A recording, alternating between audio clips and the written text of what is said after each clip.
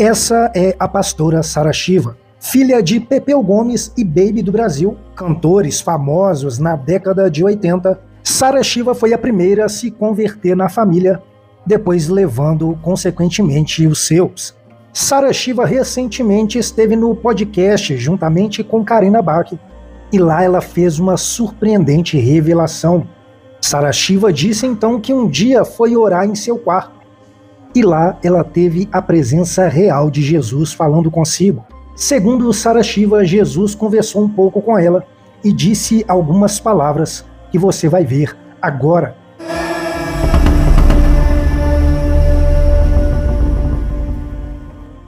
A minha conversão, assim, aconteceu de uma maneira muito assustadora, mas muito necessária, porque como a minha família sempre foi envolvida com muita coisa espiritual, né? Então eu fui mística, eu fui esotérica, eu fui kardecista 6 anos antes de eu ser crente. Minha mãe sempre acreditou muito em Deus, mas na minha família não existia o ensino de que Jesus era o Messias de Israel, o Senhor, o Rei do Universo, o Rei da Eternidade. Não tinha esse ensino, né? Ninguém tinha a Bíblia como fonte da verdade, né, de princípios.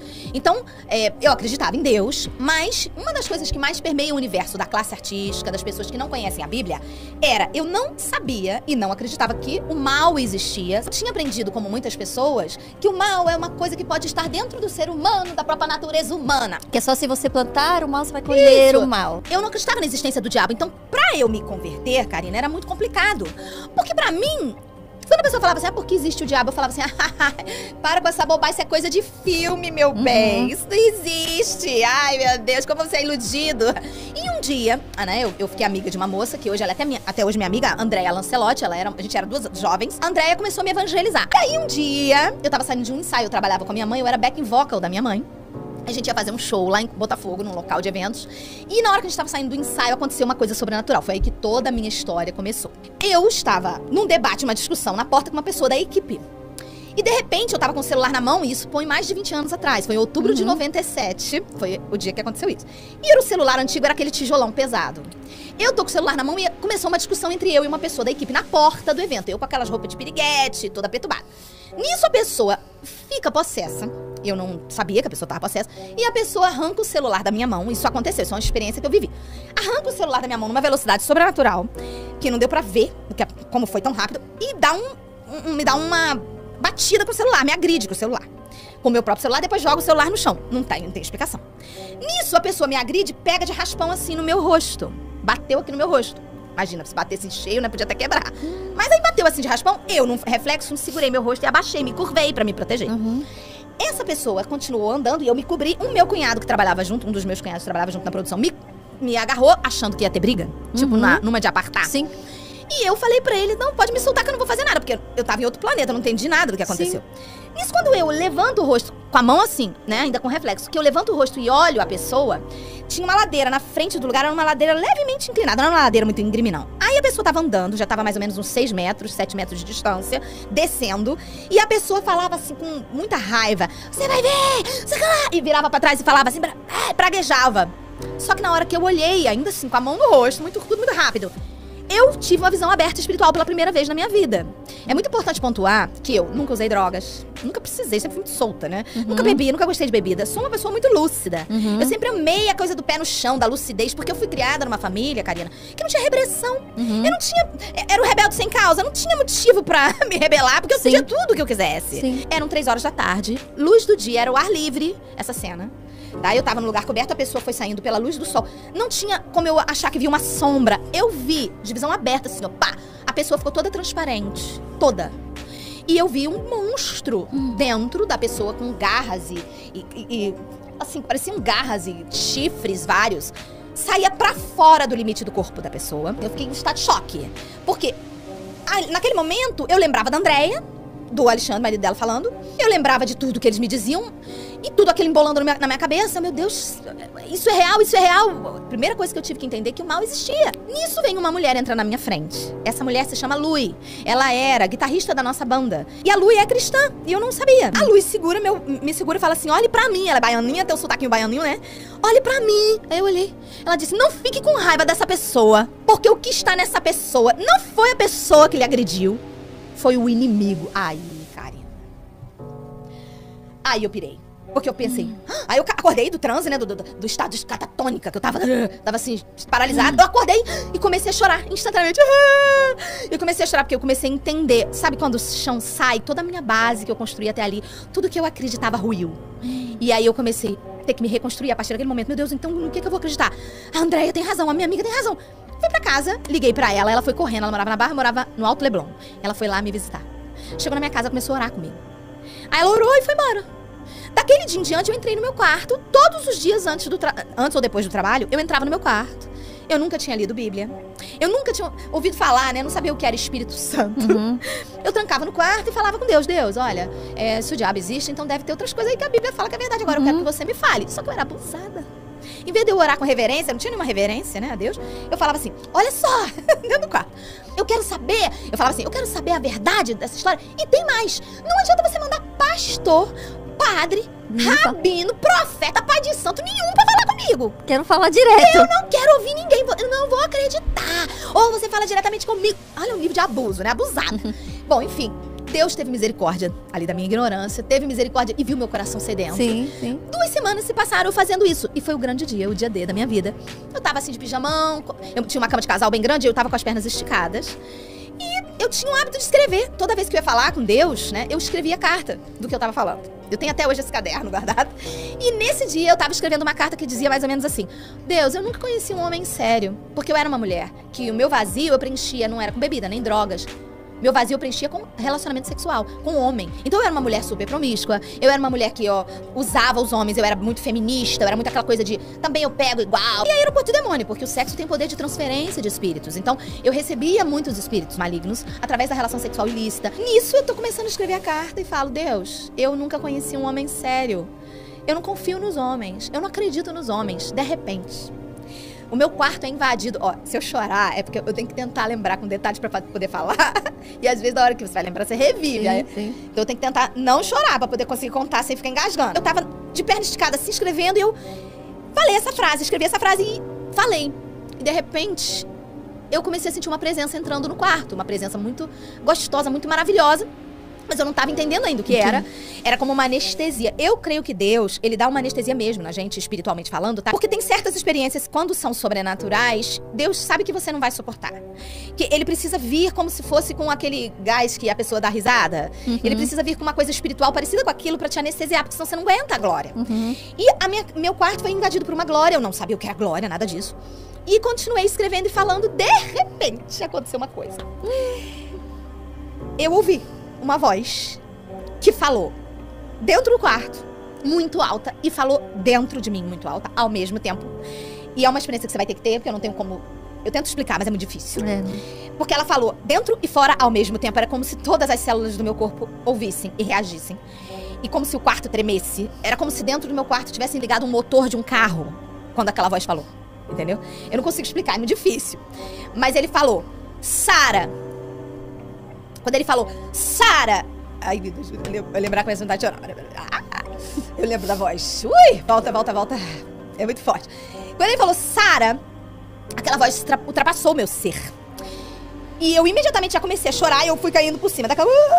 Já um choro, que é um choro que não é da alma, é um choro do espírito, é um choro de quebrantamento, é um choro de nascer de novo, que é a hora que o Espírito Santo toca no teu espírito humano e você é vivificada. E você é vivificada na hora, você nasce de novo, você tem um choro que não é controlável. E eu comecei a me curvar por cima da cama, fui caindo por cima da cama, caí no chão. E no chão eu fiquei em posição fetal, totalmente curvada. E eu comecei a sentir ele em pessoa entrando no meu quarto. Obviamente, eu pensei, vou morrer. Vou morrer porque se eu tô sentindo isso só de ouvir uma voz, se ele chegar perto e me tocar fisicamente, eu não sabia nada, não sabia que Jesus estava ali em espírito, não sabia nada de Bíblia, né? Eu só tava vivenciando, pensei, ele entrou aqui, Jesus veio, eu chamei, ele veio. E o mais interessante, que é uma coisa muito importante que eu não posso esquecer de contar, é que por 2 semanas eu chamava Deus, mas eu não chamava Jesus. Nesse dia aconteceu um diferencial. Eu fiquei meio cansada na hora. Eu tava falando, escrevendo a carta, eu senti um cansaço. Eu falei assim, nossa, não tá dando certo, né? Eu tô 2 semanas fazendo isso e não tá funcionando. Aí eu lembrei da voz da Andréia falando pra mim, você tem que orar em nome de Jesus. Tipo assim, o nome de Jesus é igual um e-mail. Se você não mandar em nomedejesus.com, não chega no endereço. Não adianta você mandar em outro nome. Então eu lembrei disso e eu fiquei muito constrangida. Eu falei, vou chamar um nome que eu nunca chamei. Eu não tenho intimidade com Jesus, né?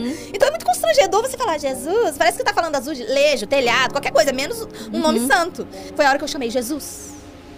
eu quero. Me conta, me fala, eu quero saber a verdade. Quando eu falei essa frase, eu quero saber a verdade, e eu tava escrevendo, eu quero saber a verdade. E falando. Aí foi a hora que ele me chamou, Sara. E ele entrou e eu caí rolando. E aí eu comecei a sentir a presença se aproximando, como se fosse uma presença física. Eu pensei, eu vou morrer.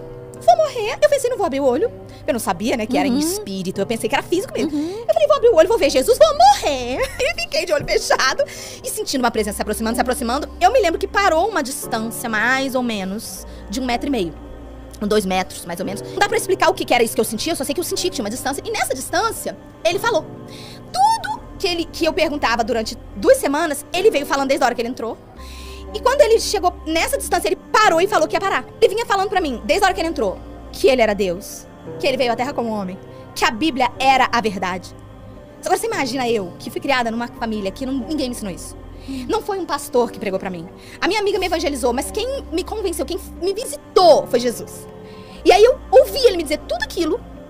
E quando ele parou, ele disse, agora, foi exatamente assim, agora, eu vou ter que parar de falar com você. Ele falou no diminutivo, porque o seu coraçãozinho não está aguentando. Mas eu vou deixar o meu Espírito Santo aqui. Só que eu não sabia o que era Espírito Santo, Karina. Eu não sabia o que era Espírito Santo. Então quando ele falou, eu tava sentindo a coisa mais maravilhosa que eu já tinha sentido em toda a minha vida. Que nenhum homem tinha nunca me dado, que nenhum orgasmo múltiplo tinha me dado, entendeu? Que nenhuma experiência sexual tinha me dado, que nenhuma experiência espiritual em outra religião, ou credo, ou fé tinha me dado. O êxtase sobrenatural que eu tava vivendo e a presença que eu tava sentindo era melhor do que a vida. Eu tava chorando muito, e o choro, quando você chora, o teu diafragma sobe. Então você faz... Quando você chora, faz... O meu diafragma começou a subir e não descia mais. Então ele subiu e não descia mais, porque era um choro tão violento que eu não conseguia pegar o ar mais. Nossa. Eu comecei a ser consumida pelo amor. E subiu e travou, e eu comecei a não querer parar, porque eu não queria que aquela glória parasse. Eu comecei a desoxigenar e eu comecei a ter consciência de que eu estava num estágio quase desmaiando. Só que ele começou a falar, eu vou precisar parar de falar com você agora. Uma voz que não dá pra explicar, é a coisa mais linda que existe. E ele disse, mas eu vou deixar o meu Espírito Santo, o seu coraçãozinho não está aguentando. E eu não queria que ele parasse. Então, sem voz, com o diafragma lá em cima, sem força, eu comecei a dizer assim com a boca, não para de falar, não para de falar. Eu não queria que ele parasse de falar. Sim. E sem perceber, eu tava escolhendo entre viver, porque eu poderia morrer, eu poderia infartar ali, meu coração poderia parar. Sim. Eu tava escolhendo entre viver e continuar ouvindo ele. Eu tava escolhendo continuar ouvindo ele. Sim. Que é muito forte, né, essa experiência. Sim. E ele parou, como ele disse, tudo que ele fala, ele faz, né? Ele realmente parou de falar. E eu comecei a voltar. Meu diafragma começou a voltar, eu comecei a conseguir respirar de novo, chorando muito. Meu dedo começou a voltar. Mas eu senti que aquela presença, da forma como estava, começou a sumir lentamente, mas ficou uma presença muito maravilhosa. É uma paz, assim, né? Que é o Espírito Santo, que é suportável. Porque a presença da visitação de Jesus em pessoa, ela é quase insuportável. É muito, muito forte. E é impossível você continuar a mesma pessoa depois disso. Eu adormeci, eu chorei por umas 4 horas ainda ali no chão, compulsivamente. E adormeci no chão. E acordei, toda quebrada, toda doída. Dormi em posição fetal no chão. E me levantei toda quebrada do chão. E corri pro corredor e liguei pra minha mãe na hora que eu acordei. Porque minha mãe sempre foi a pessoa que me ensinou a ter fé. E quando eu entendi tudo que a André... Você falou, ela vai me entender. Vai entender. Né? E eu pensei, tudo que a André me falou nesses anos todos, foram 10 anos que a André me evangelizou. Eu pensei, tudo que a André me falou por 10 anos é verdade. Se você não tiver Jesus, você não é salvo. Jesus é o único que traz a salvação. Meu Deus, a minha família toda, ninguém tem Jesus. Eu entrei em desespero. E é isso que acontece com muita gente quando não tem sabedoria, né? Porque eu não tinha nenhuma sabedoria, era zero sabedoria. Zero entendimento, zero tudo. Mas o desespero pra contar pra família, achando que todo mundo ia acreditar. Querendo salvar o mundo rapidamente. Deixa eu avisar todo mundo que todo mundo vai me entender, vai acreditar e vai todo mundo se alertar e pronto, salvei, geral. Exatamente. Daí você começa a falar, pessoal. E depois você lembra, você fala, gente, como eu era tonta. Meu Deus, quanta inocência. Enfim, eu já tinha entendido que o diabo existia, mas eu não sabia nada sobre batalha espiritual. Eu não sabia nada, por exemplo, sobre a guerra espiritual envolvida quando uma pessoa se converte numa família, que os demônios que saem daquela pessoa parece que vão pulando tudo pros outros, né? Desesperado. Não, eu não quero sair dessa linhagem familiar, eu não quero. Então é uma guerra, né? Mas eu não sabia. Eu peguei o telefone e liguei pra minha mãe. Minha mãe, obviamente, não acreditou em nada. Minha mãe começou a gritar. Ela fala, né, hoje em dia, quando a gente conversa sobre isso. Raramente a gente conversa sobre isso, mas quando a gente conversa, ela fala, minha filha, eu não lembro. Só que eu tenho uma testemunha, que era a moça que trabalhava na casa dela, uma senhorinha, Dona Maria. Ela era assembleiana, da Assembleia de Deus, aquelas irmãs do coque, do saião, bem tradicional da Assembleia de Deus. E ela era aquela irmã da oração. E ela conta que no dia que eu liguei, porque um ano depois disso, ela foi trabalhar na minha casa. Então, quando ela foi trabalhar na minha casa, ela me contou, lembra aquele dia que você ligou pra contar pra tua mãe que Jesus tinha aparecido pra você? A sua mãe ficou muito nervosa quando você desligou o telefone, ela ficou muito estressada, ela jogou abajur no chão, gritou. E eu me tranquei no quarto e fui orar de joelhos pela salvação da sua família, porque eu tinha entendido que Jesus tinha entrado na sua casa e que agora a salvação tinha chegado, porque eu e minha casa serviremos ao Senhor. E eu fiquei impactada, porque eu não sabia que tinha uma intercessora que conhecia a palavra, né? Olha, naquele momento, dentro da casa da minha mãe. A mulher foi trabalhar pra mim um ano depois, foi maravilhoso. Enfim, minha mãe depois dali, logicamente, foi muito difícil o relacionamento, foram 2 anos extremamente conturbados, a gente praticamente não se falou durante 2 anos, né? E depois disso, minha mãe teve um encontro com Jesus. E eu me lembro que foram 2 anos, Karina, que eu entrava na igreja chorando e eu saía chorando. Eu não sorria dentro do culto. Eu não me alegrava por 2 anos, porque eu não tinha motivo pra rir. Porque eu tinha descoberto a verdade. Eu tinha descoberto que Jesus era o Senhor, mas não tinha mais ninguém cristão na minha família. O mais importante aqui é a sua opinião. Deixe ela nos comentários logo aí abaixo. E não se esqueça de se inscrever em nosso canal. Dê um toque no botão curtir para nos apoiar. E eu estou esperando você aqui no próximo vídeo.